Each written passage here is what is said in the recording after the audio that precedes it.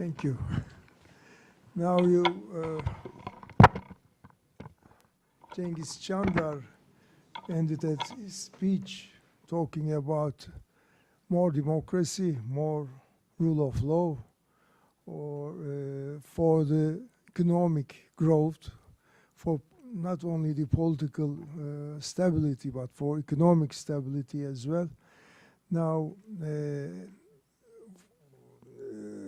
in respect of democracy and rule of law, I will give you some examples from present-day Turkey, and then you could decide with Tayyip Erdogan, the Prime Minister now, the President Erdogan, where Turkey is now.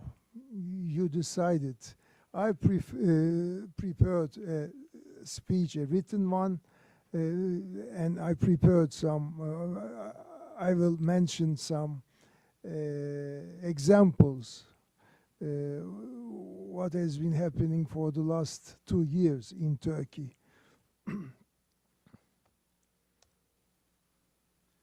And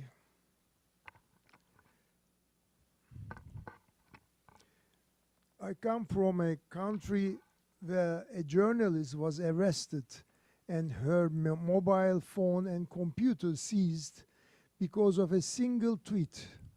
A country where for that single tweet she faces 5 years in prison for a single tweet. I come from a country where a prime minister, that's Tayyip Erdogan, has declared social media to be a social menace. I come from a country where Twitter and YouTube were banned by government fiat. I come from a country where all a prime minister has to do is pick up the phone for a news item to be spiked or a journalist fired. I come from a country where a prime minister can scold a newspaper owner down the phone about an article he published to such an extent that he reduced the man to actual tears. In Turkey, the prime minister appointed as Minister of Interior his own undersecretary, a man who gave the order to local governor, that's Istanbul governor, quote, break down that journalist's door and throw him in jail. If the prosecutor complains, throw him in jail too. I come from a country where a prime minister's undersecretary can say, quote, shut down that journalist's website. So if there is no court order, we are the ones who make the laws, my friend. I am talking about the will of a party that received 50% of the vote. Don't worry about it. Excuse my language, but screw the lot of them. I come from a country where the prime minister has ensured that the profits from the large government tenders he controls are used to create media empires under his influence, where he has the final say on the appointment of the editor-in-chief, chiefs, and columnists, and on basic editorial issues. Not surprisingly, this has resulted in one-sided media totally under his control. I live in a country where there is an abuse of power and media that is too intimidated to write about those abuses. The result is no great secret. It is the degradation of rule of law. We have seen the Prime Minister can get his own Minister of Justice to use his influence in the Supreme Court to overturn the acquittal of an imported media tycoon, where he can withdraw a large government tender from a group he dislikes and award it to the group that he favors. where a prime minister can, at a moment's notice, remove judges and police officers from their posts in order to cover up claims of corruption and theft that reach as far as his own family. I come a country where judges and prosecutors purged and arrested because of their decisions.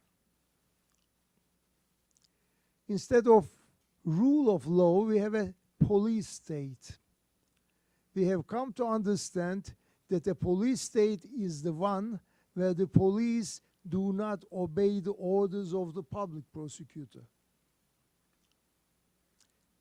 It is one where those who defend the rule of law, including the head of the Constitutional Court, are attacked for opposing the rule of the majority, even when that means shutting down Twitter and YouTube. In Turkey, the country's largest business organization is labeled a traitor for defending the rule of law as essential to business confidence. The Prime Minister has even accused the central bank governor of treason for not lowering the interest rates. That happened only a couple of months ago. We have witnessed a prime minister become so insensitive that he encourages his supporters to boo the mourning mother of a 14-year-old boy who killed by police during a protest.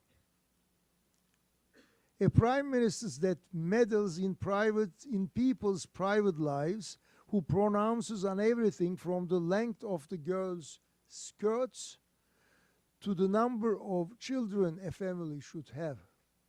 At least 3, he says.